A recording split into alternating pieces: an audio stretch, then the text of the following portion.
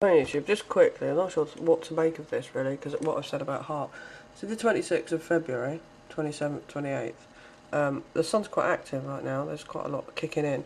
And up here there was a radio event late on the 28th.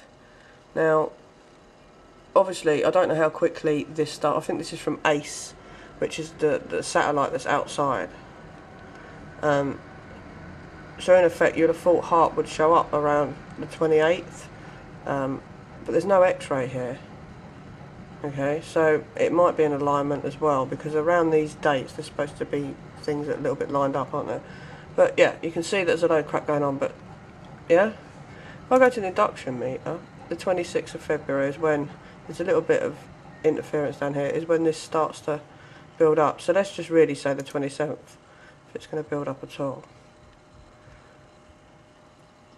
See, across the 2.5 it's slightly higher. So this is obviously picking something up.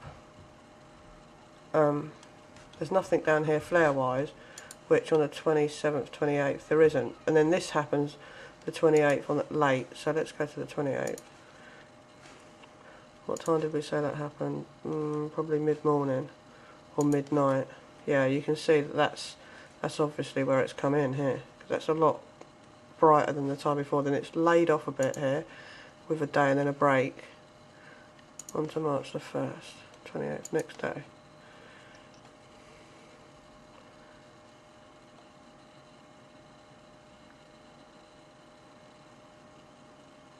The lines come in here, and then see this crap here, this bit at the bottom here, all this?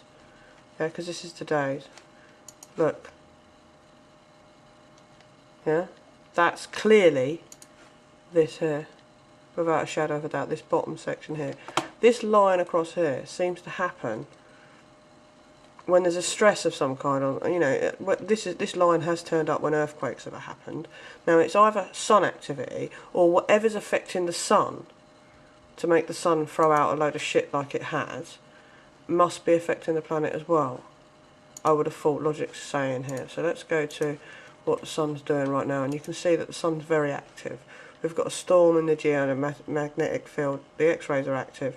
We've got a mid-lat aurora. If we look at the aurora's quite persistent. You can near enough see it in Scotland. If you're right north Scotland, you might be able to see the aurora tonight. That's how blatant it is. And we had a K6, I think it was.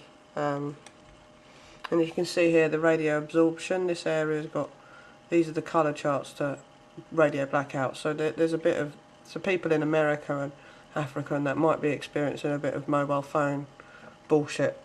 I don't know what my signal's like, let's have a look.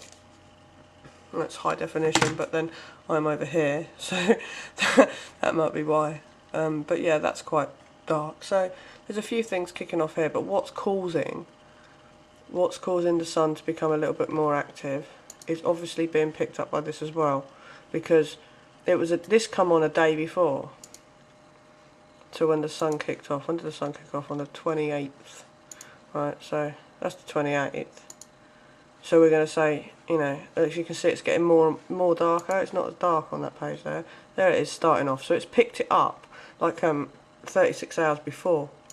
We've gone into, and there you can see it's getting brighter here, and then the next day it's got quite intense. That's when it hit. There's a flare there coming in as well that obviously isn't that big, and then you've got the rest of it here, and then a massive load of flare crap down here. So Haarp's picking up this line early, so maybe this is a sign that if you see this line and the sun isn't active, that maybe this is a sign that the sun's going to become active, and because of an alignment, I'd have thought, because I know there is talk of a planet alignment, something to do with things being on either side of the sun.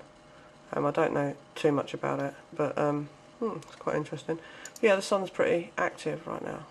Solar winds are just under 600, which isn't anything to worry about. We've had an M-class flare, but yeah, that's it really. I just thought I'd share that. Now, while I'm thinking about it, right, I've said this a little bit, right, that maybe they spray more on days where the sun's active. Now, we know the sun's active today, and as you can see here, this is kind of what we would normally class as harpy sort of clouds, or mackerel sky. There's a little bit here as well, a little bit here, A little bit here, a little bit here. Now this array of crap that seems to be hanging over England is there. And look, there's a little bit of what we'd call harpy sky and harpy sky here, these lines. Can you see them? You know, and there's a load of geoengineering going on all over the country. Let's go through them. But I'm just thinking now that maybe... yeah, look. All day today, when we was in daylight, and in daylight, when the sun was in daylight, we had a load of shit hitting us, didn't we? Let me have a look. Where are we? Because mackerel sky usually tells you there's storms coming, don't they? Look, from midday, for argument's sake. So, you know, midday. Look, harpy. Harpy, harpy, harpy, harpy, harpy. Maybe they're spraying a load of shit in the sky, which is wrong, and they shouldn't be doing it because it's polluting us, and there is other reasons for it. But maybe when the sun is active, it causes more harpy-looking sky than we're used to. It still could be something to do with Haarp, but this is... what's this? Weird.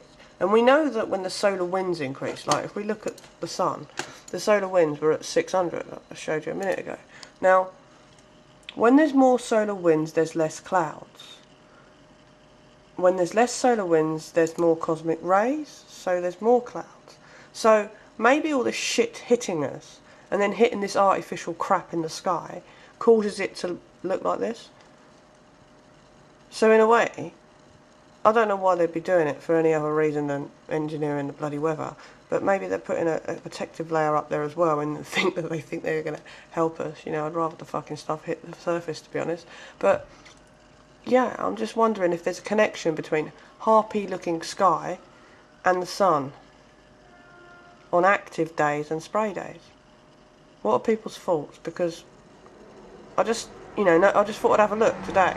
Well, you know, what the sky looked like as the sun's active, and has been all day. And then look at Haarp as well, to sort of, Haarp's meter that tells you that it's the ionosphere is active, not necessarily that the experiments are being run. There's not really a page for that, unfortunately, but we presume that was the case. But yeah, people's thoughts then on harpy sky and sun activity and chemtrail spraying.